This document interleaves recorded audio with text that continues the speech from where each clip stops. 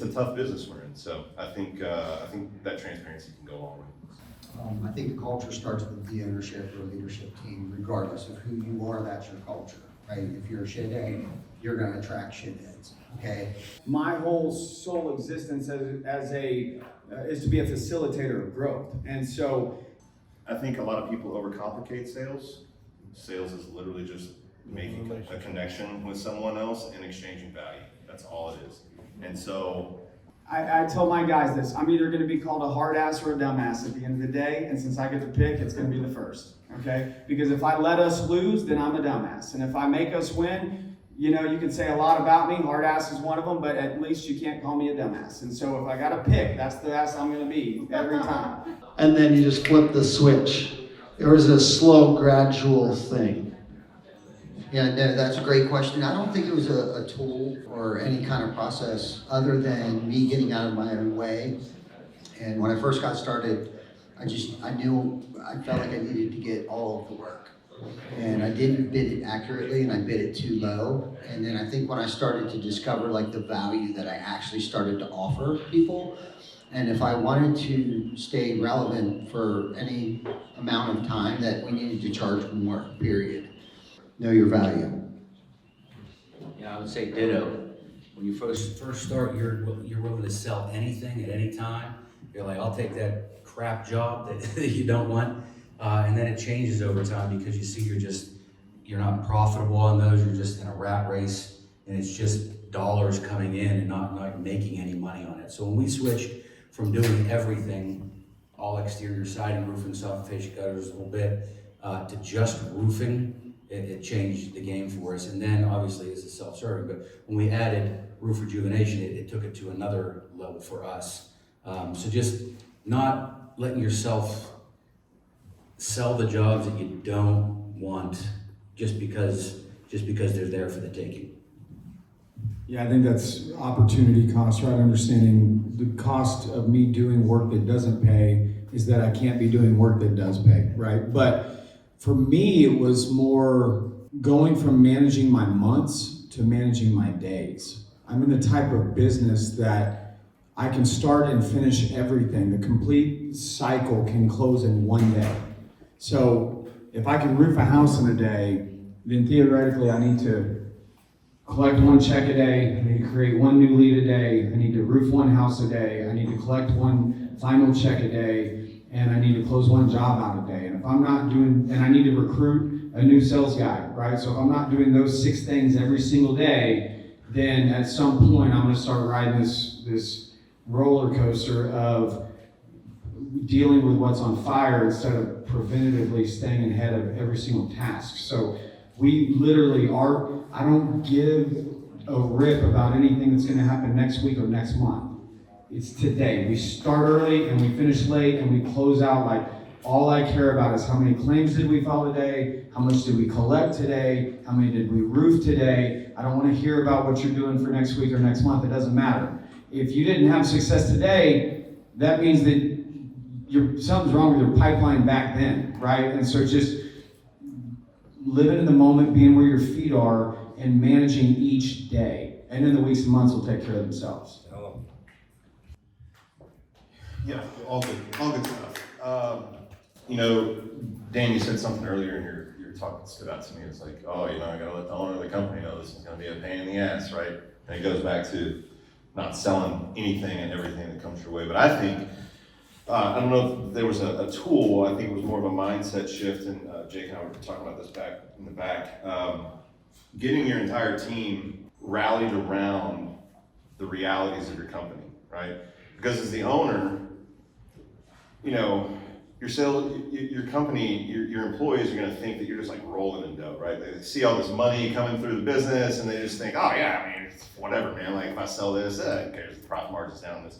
But like involving your people in the conversation about how the money works and what metrics we're tracking at a high level, and it's up to you, you know, how transparent you want to be in your business with the layers of your business. But if your people at least understand what's going on, they'll be more cognizant of that in their mind, because as salespeople, you know, you're out there to sell, you're out there to produce, you're out there to, you know, earn money.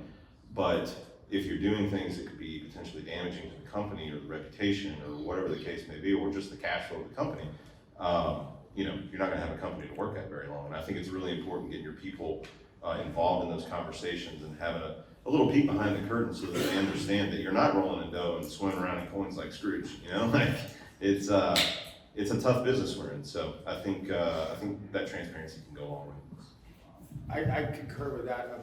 Like complete, full, utter, total transparency all the time, as quick as you can get there. All the games that you're planning to obscure, people aren't stupid and they have Google, right? So they can figure out what your costs are, they can figure out what you're doing. Like if you just cards face up, right? And you're being fair with your people.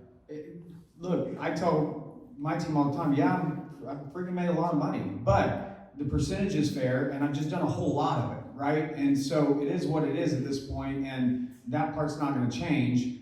Just complete utter transparency all the time, and you'll get more help from your people, because when you don't give them that, where their mind actually goes is so far from what the reality really is that there's no wonder they feel disenfranchised. That's one thing I liked about what you said earlier, because salespeople really seldom understand all that's going on the other side of the fence, but you look behind that curtain and you go, hey guys, Oz is not there. Like, this is not as cool as you think it is. Like, we've actually got the best job on the freaking planet right here in the sales side, as far as on a pound for pound situation. Well, they don't understand that owners get paid less. Right. Yeah. They don't get I make less on the job than you will, for sure.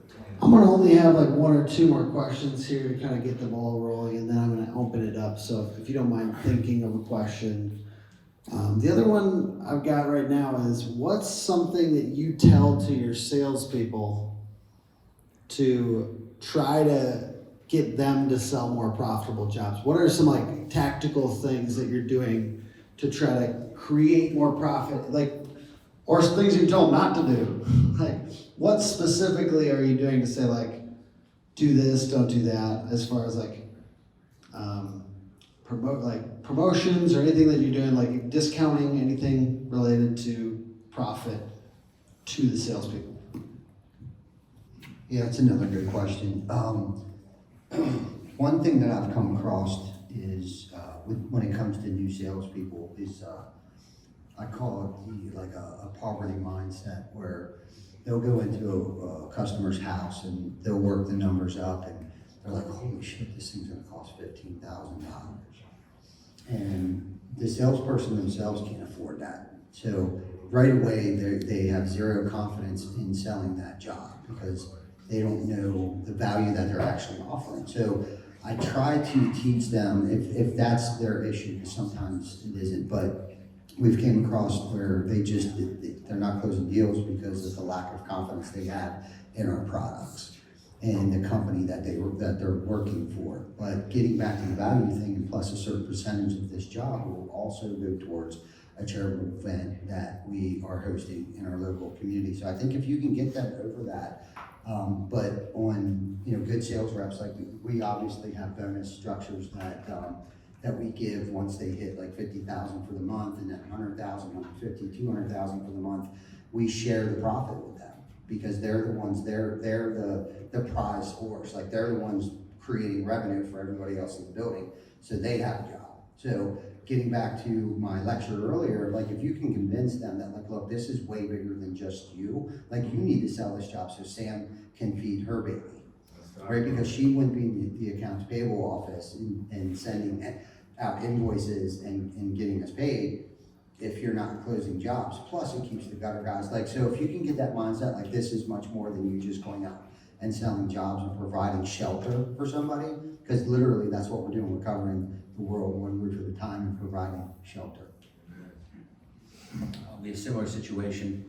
One of our top sales reps was kind of floundering because he never spent $15,000 in his life. He started with us when he was 23 years old, and like you said, didn't know when he was given a price to somebody that's $25,000. He's like, yeah, it is a lot of money. Like, it was a lot of money for him. So we literally made him go out and buy a car for the first time ever. So he spent money to see what it was.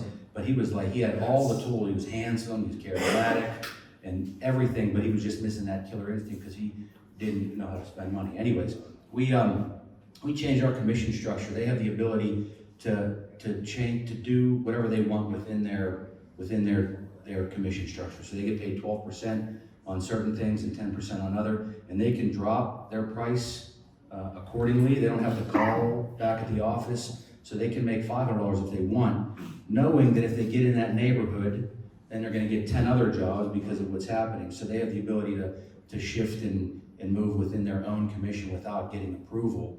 And it really enabled them to shake and bake, so to speak. Like Cam Kinney, he'll do it on a quarter of his jobs because he knows he's gonna get full price on the other 75%, he's making a killing.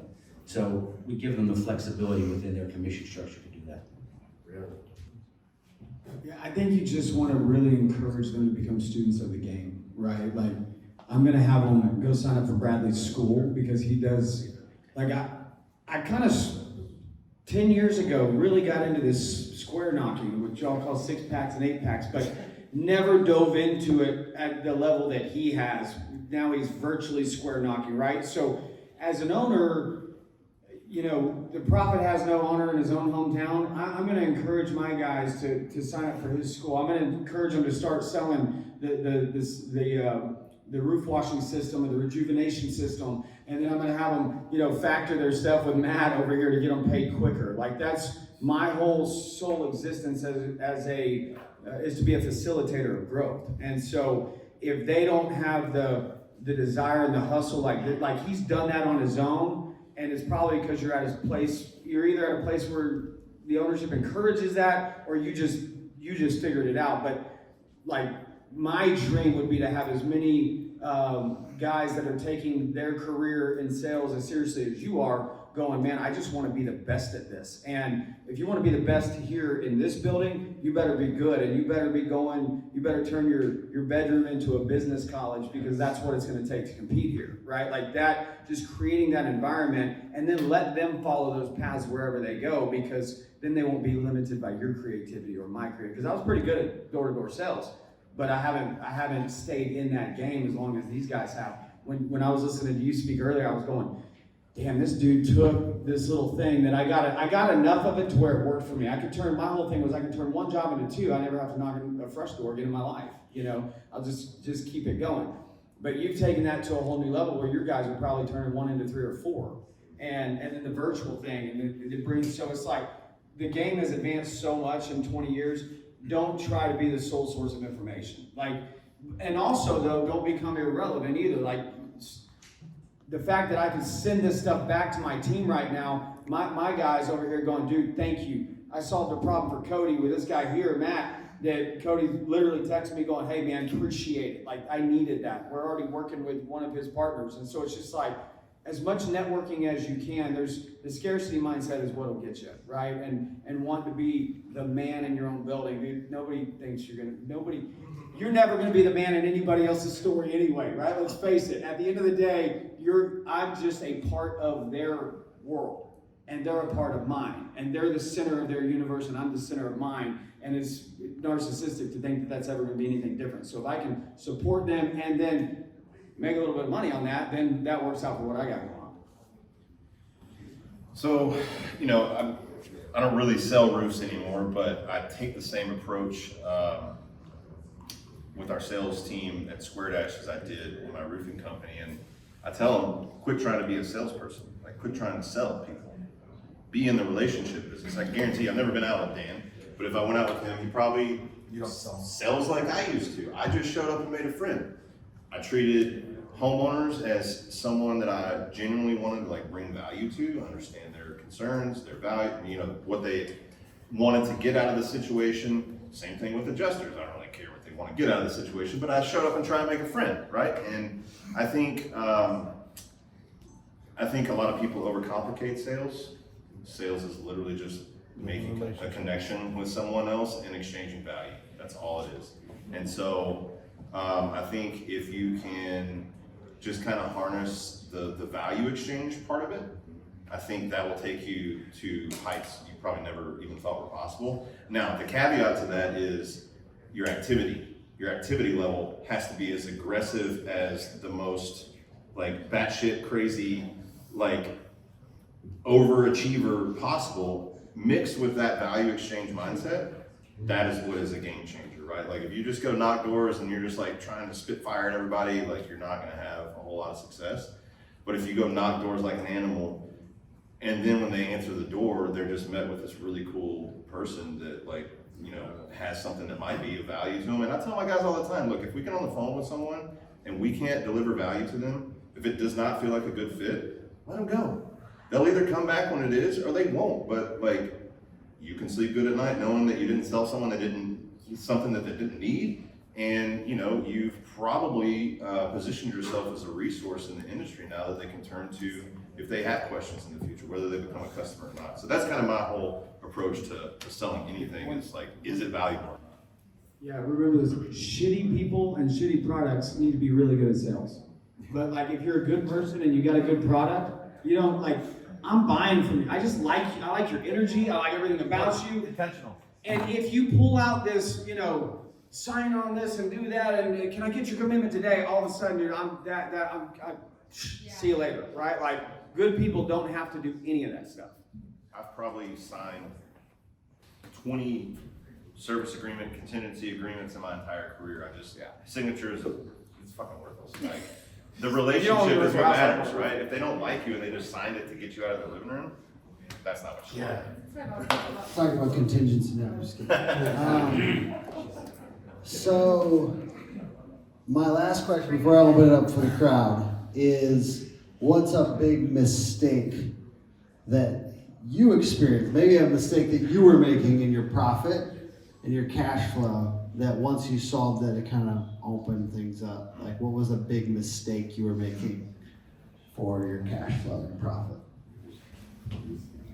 Another great question. I think one of the biggest things is I didn't understand overhead. And predicting, you know, budgeting, I guess, you know, for marketing and just kind of just spending money and throwing shit on the wall and seeing what sticks. And when it came to marketing, like just throwing like the fish net out there and seeing what, you know, we could catch until I started to really dial things in a little bit and keeping track and documenting everything. I had a conversation with someone earlier, it's like until I started to actually document everything, like getting it out of my head, and then creating the SOPs, which is basically just everything that we do, but now it's documented, and then following the process and getting everybody on board with the process. It just seemed like things got a lot easier, and then keeping track of our cost of goods sold. I think, you know, what we were purchasing materials at, and price checking and seeing if we could get a better deal, and then also price checking our labor. And finding some good, loyal, dedicated people that knew that we were gonna keep them busy and they would give us a better price, we would get better pricing on our material cost. And then again, everything after that, you know, a lot of people don't know how to figure out what their overhead cost or expense is and how it fluctuates, especially during growth periods of time. And then one of the other things I did too was early on is we paid cash for everything, and we grew as fast as the cash would allow us to grow. Like, I didn't finance anything. I got my first credit card literally 5 years ago.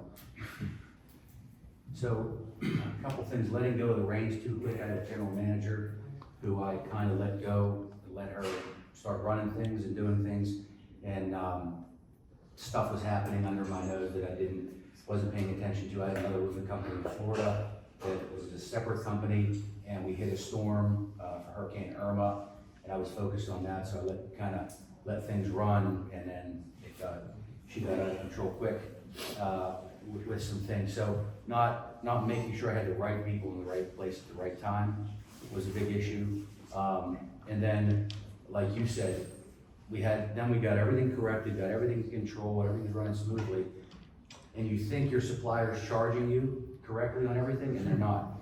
So like, we went through and started checking invoices. So then we started going back and back and back and back. Over a 7-month period, they overcharged by $97,000. So now we had to find all that, start over, because you just think, oh, they're charging me what they're telling me they're charging me, but they're not. So now we have somebody every single day that looks at the invoices, looks at our price sheet, sees what we're supposed to be, what we're buying at, and just checking those types of things. Yeah, I noticed the same thing. I had somebody audit, and it's all the suppliers, so I'm not disparaging any single supplier. Here's what happens, guys. You have your agreed upon pricing, and then you have desk pricing. The $12 an hour counter guy at ABC is not the same as your outside sales rep, okay? And so when you're in a bind and you're in a hurry and you're getting rung up at retail, that happens a whole lot more than you think, because what I noticed when I had them all audited was that it was about the same percentage from each supplier. The same for us, the size we were, it was about $12,000 a month per supplier, $36,000 a month for a company that's our size. We're buying about $7 or $8 million a year at that time, and so I had a thing built into RoofLink where it would actually create the invoice and the purchase order from the material order with our pricing on it. We send that over to ABC, and then and it says on there, send it at this or don't send it at all, right? But this is what we're paying. And then we don't wait on our bill every month. We pay, at Heritage, we pay weekly for the total of the invoices or the POs that we generated, and we took that. It's my job to count my money, it's their job to count their money. However you guys want to make this reconcile, y'all make this reconcile. That's on y'all's side of the fence. We're gonna just send you a check for what we purchased based off of our agreed upon pricing, based off of what we ordered. And so just taking as much control over your biggest expenses like that, which that's just that's one of your cogs. You can't do anything about your material costs, but you can make dang sure, because that, if you're buying, it's gonna be 35% of your total revenue is going out the door for materials. You gotta make sure that there's no mistakes there. And I would never allege that anybody's doing that intentionally, but the bottom line is there's not a third option that's going to counter that out, which is like some super discount that they're going to accidentally bring up. So when the mistakes are made, it's always going to be to your detriment, and you have to know that, be aware of that, and keep that from happening. Yeah, I echo everything that they said. Made all those mistakes, had to turn all those corners. I think high level, staying away from shiny object syndrome, which as salespeople we're all subject to. But that's how your overhead gets out of control, right? When you start thinking that you need the big office and you need the branded trucks and you need the this and the that, and it's like, you don't need any of that. And keeping that mentality of like, do we really, really need this? Like, is this gonna generate more revenue? Is this gonna get us more customers? Or is this just like a vanity metric or something that we're running off of? I think that's just a mindset that you have to kind of like develop over time, because it's very exciting when you start generating millions of dollars in revenue. You're like, hell yeah, let's spend it. But you gotta know you can't. Like, this is not a business that lends itself to frivolous spending. So.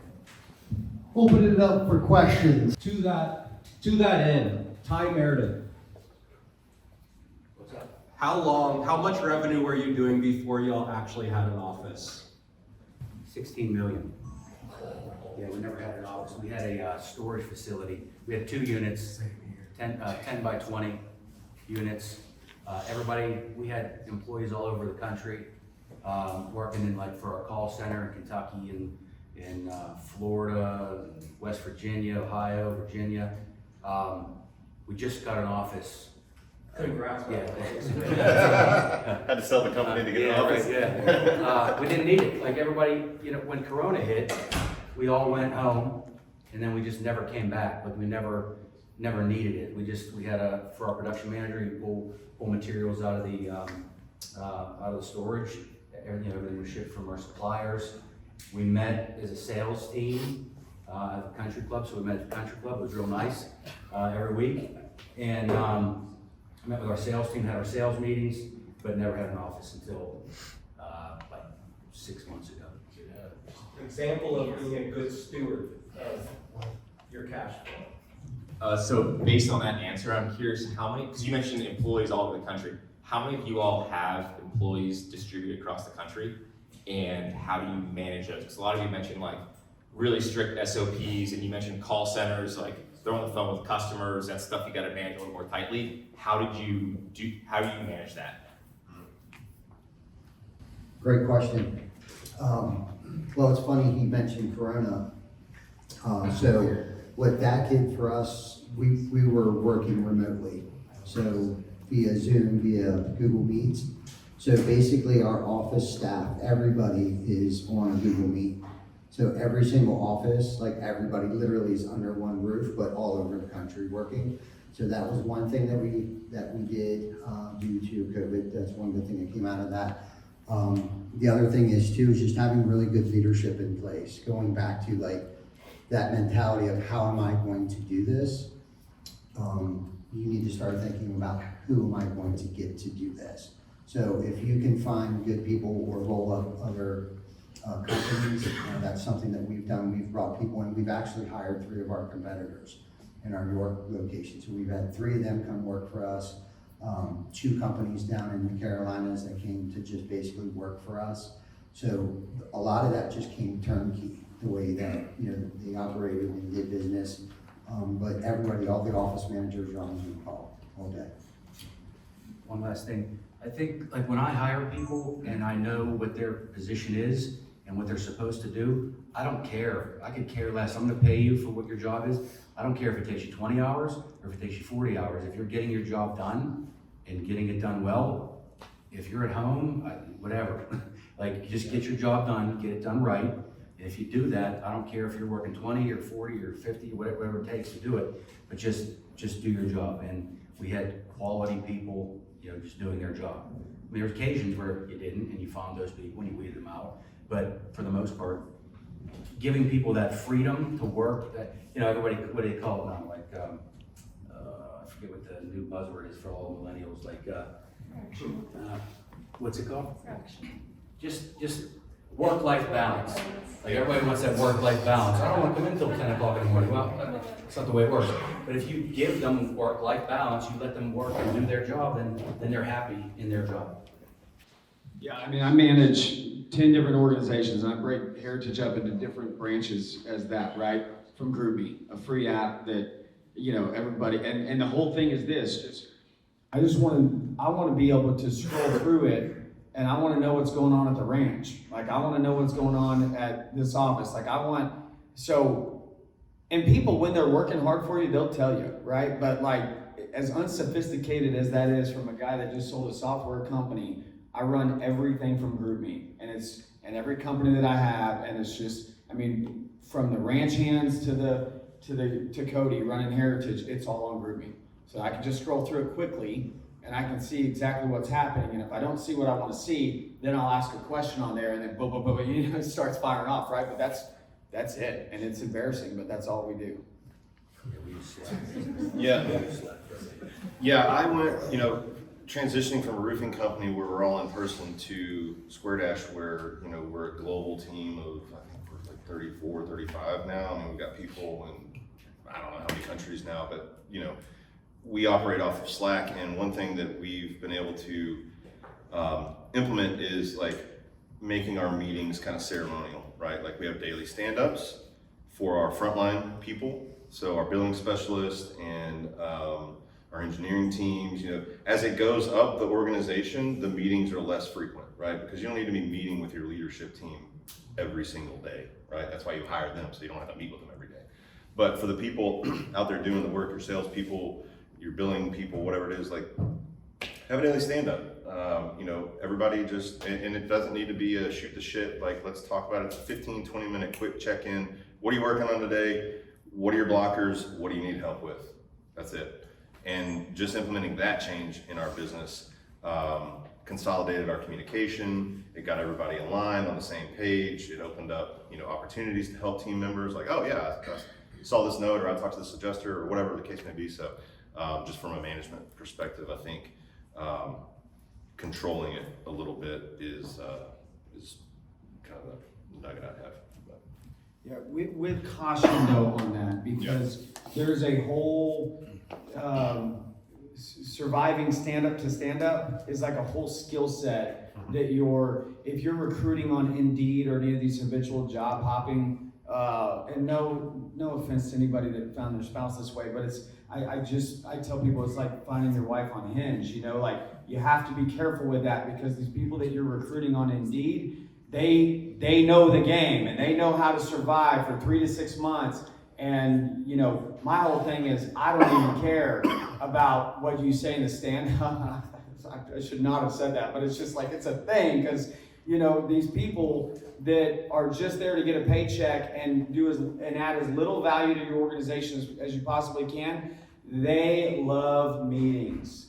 And they love administration. And they hate productivity. And they get very defensive if you ever ask them what they actually did today, because they're reorganizing the desk for the 15th. I don't give a shit what your desk looks like. How much money did we make today? Right? Like, that needs to be the culture, and it runs those people off really quickly, right? But they're like, you know, I really think we need to have a meeting about, no, just go solve the problem.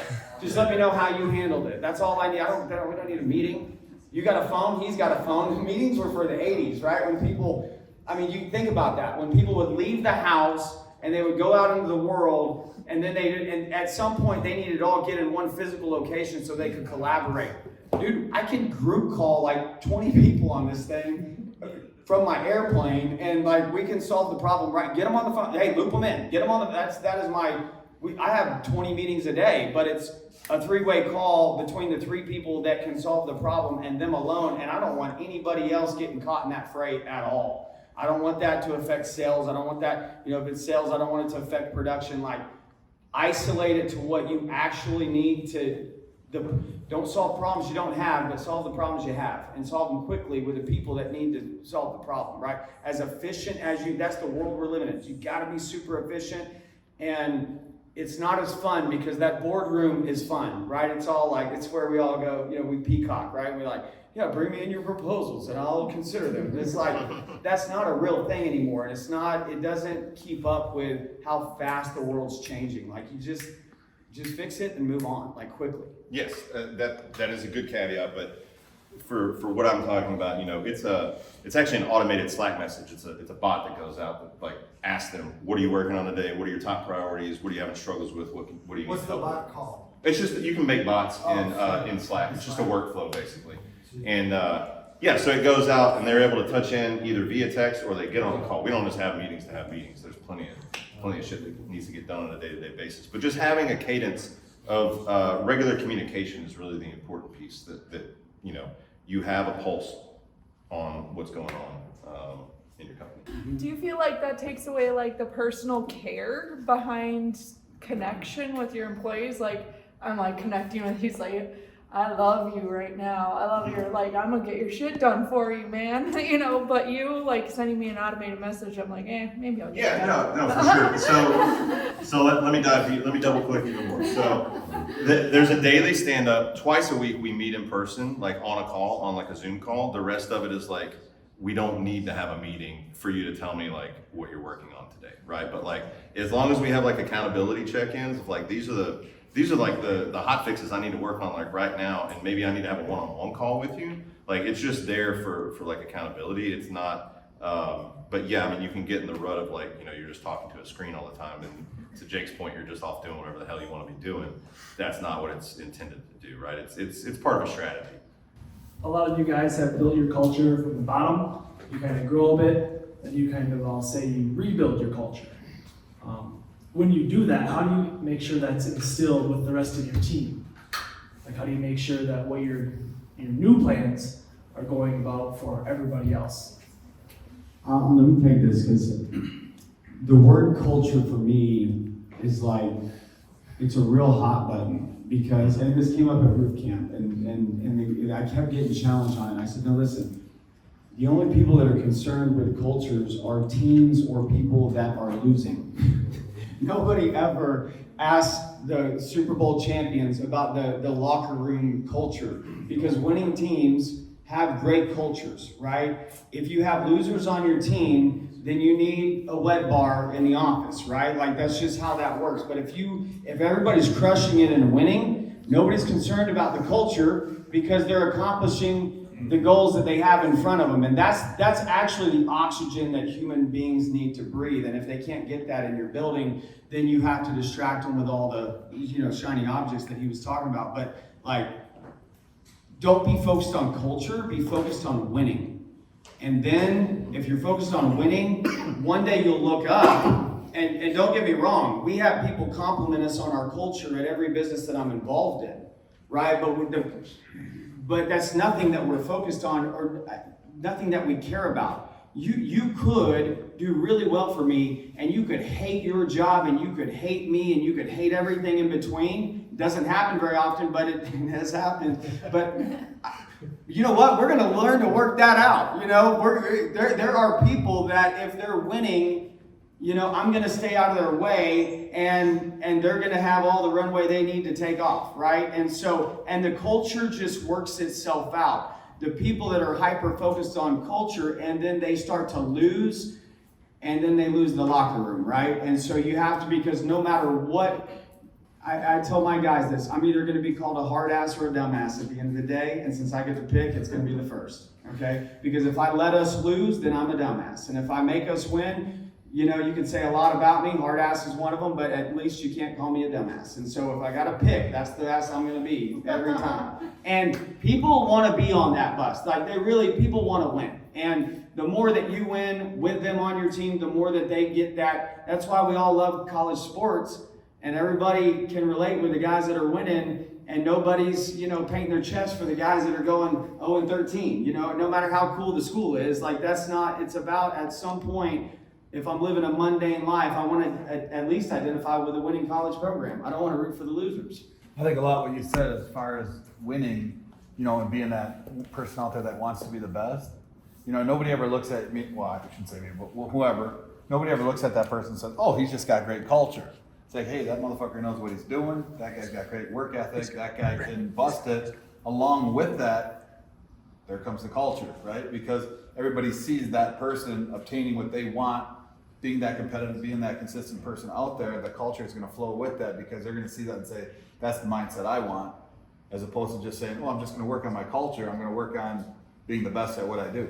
And that's why you have to be careful because, like, dude, when you talked and you talked about your family buy-in, as much as that, I was like, oh my God, that is so awesome. Well, I mean, if I go home today and I say, hey kids and wife, we're in this together, I'm going to bring his culture into my home, I'm going to be looking for a new place to stay. That's not, as much as I love that about your organization, dude, that's you, that's your heart, that's your family. I can't recreate that in my home. That ship has sailed. You know, like I'm the one that's going to go out there and do that. It's one of the first things I say when I speak at conferences. I have people raise your hand if your significant other is pissed off at you that you're at this conference, thinking they're just out here screwing around with all the guys having a great old time. 80% of the people raise their hand because their significant other is sitting back at home pissed off that they're here spending $2,000 at a conference that their significant other is saying, we've talked about this, Ty, where they're like, what the fuck are you doing? You're out here partying with the guys, you're out here doing all that stuff, as opposed to my wife understands, hey, I'm out here because I'm learning. If I'm not learning, I'm dying. Right. So I'm out here learning. I want to network and I want to get my relationship and I want to get it stronger and stronger, because if I can pull out 3 to 5 nuggets at every conference I go to or every speaking thing I go to or anytime I listen to you guys or listen to different people, I'm enhancing my own education to where when I get out there and I can educate my homeowners and I can feed them that value, that's only going to help me out in the future. And so if I can pull things out every single time you guys talk or anytime somebody talks, but if my wife and my family doesn't understand that's why I'm doing it, you know, I'm going to look at it like the asshole that I'm leaving 4 times in the winter to go to these conferences. You know, I mean, I come from it as a salesman point of view. I mean, as an owner point of view, I've been there, right? I've made, not to where you guys are, but I've made good money as an owner. It was a different animal because, you know, now I'm up there and, you know, I tried to keep my family away from what I was worrying about, the stress level of owning a company and the 75 families that I had to deal with and things like that. But in this avenue is they see me every single day. I mean, the first question my wife asks every time I walk through that door is, how many did you sign today? How many did you do this? How many did you do this? If she wasn't integrated and part of that process, that's a stressful thing for a salesperson because you got to come home. Let's say you had a shitty day. Let's say, hey, honey, I knocked on 150 doors. I didn't get fucking one. Now, what is my attitude? What's my mindset, right? For the rest of the night, I feel like an ass. Like, God, I didn't, you know, I let my family down. So if they're part of it and they understand that concept, and I come back and say, honey, I didn't get any, but I've got 4 referrals for tomorrow, and the next day, boom, boom, boom, your mindset's back up. So. Yeah. I just want to elaborate a little more on what I think your question was. I don't think that we've like created a culture and then like recreated a new culture. Okay. I think the culture starts with the ownership or leadership team, regardless of who you are. That's your culture, right? If you're a shithead, you're gonna attract shitheads, okay? But what has changed, right, along the way, just like I said with the core values were already set in by default. SOPs, if you don't have them documented, are by default. Now, if I understood your question, I don't know if culture was the right word, but when it comes to systems and processes, if you're gonna roll something out, I would suggest not rolling it out to the entire company. So if there's a new sales process that you wanna roll out, do it with 1 or 2 people. And when they're successful, everybody else will wanna know what they're doing. Like, hey, why are they winning over there? Whether it's KPIs, whether it's SOPs, anything. I wouldn't suggest, if you have a large team or even a team of 5 people, I wouldn't roll it out with all 5 people. I would do it with 1 or 2 people first. I think, just one thing, I think one of the strongest things you can do as a leader is not be afraid to get rid of the people that don't align with your company's values. Because so many times, I think I heard someone talk about it earlier, you keep people on for 6 months, 7 months, 8 months too long, and then they just start infiltrating the rest of your culture. And for me, culture is kind of a buzzword. It's kind of like that work-life balance, right? Like, what the fuck is culture, right? It's just alignment on values. And it's not like you're creating a cult, right? It's not like you're just trying to get people with the same values that want to win, motivated on your team, right? And sometimes you have to reset, and sometimes you have to rip and replace, and that's like that's the weight on you as the owner to be able to just make that hard decision and get them out of there, because that also lets the people that are sticking behind know that, oh, this is the expectation, this is the standard that's set. And I think that's one of the biggest pieces of setting company culture. So we're relatively new to this industry. So I started it myself, banging the nails myself, and then have grown it, whatever. We're maybe 1.5 million, so probably the smallest company here so far. Question is we leave these with our heads spinning, right? With 1,000 things to do, 1,000,000 different projects. What's the first thing you do if you're in our position or my position come tomorrow or Monday? Pick 1 or 2 things I have. and just focus in on that, and that's it. I've listened to everybody all day, and I'd sign up for his school, because you're already doing something that is getting you in front of some customers, and everything that he teaches is going to multiply your efforts, right? You don't want to spend it at 1.5 million. You don't want to spend any time on administration or SOPs or any other the other 1,400 things that were line itemed out in some of those presentations. That's all. Those things will happen as you create those problems, right? But the first problem that you need in your business is you need to come back to the office at 10 o'clock at night and you need to go, fuck, how am I gonna get all these roofs done? When you have that problem, then you wanna worry about dealing with that. But until you are literally like, honey, I don't know how we're gonna get all this work done. These guys have just outsold me. We have outkicked our coverage. Like, then don't spend any time worrying about that. Because the sales is the problem that you want to create first. And his deal is going to help you do that. Do what you're doing, but then supplement it with that. And then, trust me, nobody ever got up here because we nailed the SOP. Like, everybody's speaking out of pain and scars and going, hey, you can learn from me here, but it's like the culture thing. It's going to be different for your exact business with your exact people. Like, you need to earn those scars and those lashes, and you need to create your own process. As good as mine is, and it's perfect for me, you need to develop your own. And there's just no way to, it's kind of like when you're raising kids, like, you like them to get through life without any of the scars that come from going to public school, but you also, at the end of the day, you really need them to go to public school and develop the scars if you want them to have any kind of character, right? And so it's the same thing. Be where your feet are. And dude, I love the fact that you said, man, I'm probably one of the smallest companies here. Well, guess what? The only thing we all have in common is we were at that stage at one time. So you don't ever want that to become an insecurity. You've got something that none of us have, which is you got nothing but green grass in front of you. Yeah. You're building your foundation. Focus on your foundation. Like, everything you've heard up here, there's value in all of it, but there's not value necessarily for you in all of it, right? So you need to take stock of where you're at as a company, what your goals are for this year, what your plan is for this year, And whatever's stuck in your head when you wake up tomorrow, start there, right? And yeah, just bring it back to basics, right? Like you're building the foundation of your company, and it's kind of what I was alluding to with the shiny object syndrome. That's a mistake I made early on in the business, thinking that we need every tactic, every training course, every this, that, and the other, and you go spend money on all that shit, and then at the end of the day, you're like, well, what am I supposed to be focused on? I don't know, my head's spinning, right? And like, you don't want your head spinning in your business. You want to be very focused on whatever it is you need to be solving today. And so if you can keep all the noise out and just focus on whatever is right in front of you, that'll get you a lot farther. So one thing that I regretted early on was not documenting things early enough. Like document everything that you do, whether it's your sales process, anything. And I'm not trying to go down the SOP rabbit hole, but I held on to it too long, and then everything was hearsay. So by the time you told him and then he told him, it was so watered down. And then I was like, why the hell isn't anybody doing anything that I asked them to do? So I would document everything, even if it's wrong. Follow the process until you find the holes, right? And then another SOP will be developed at that point in time where it needs tweaked. Without a process in place, okay, you can't identify the only two things that are gonna happen. Is it a personnel issue or is it a process issue?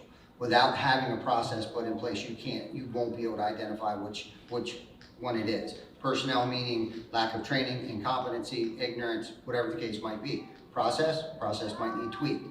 The other thing that I want to say to anybody that's new in business, and he touched on it briefly, was the shiny objects. Really, ultimately, at the end of the day, all you need is an accounting software. We use QuickBooks, a CRM, and a roofing aerial measurement tool. Seriously, at $1.5 million, you don't need company cam, you don't need all this other bullshit, okay? I'm not saying don't start implementing something later on, but about 12 months in, like every year implement one piece of tech.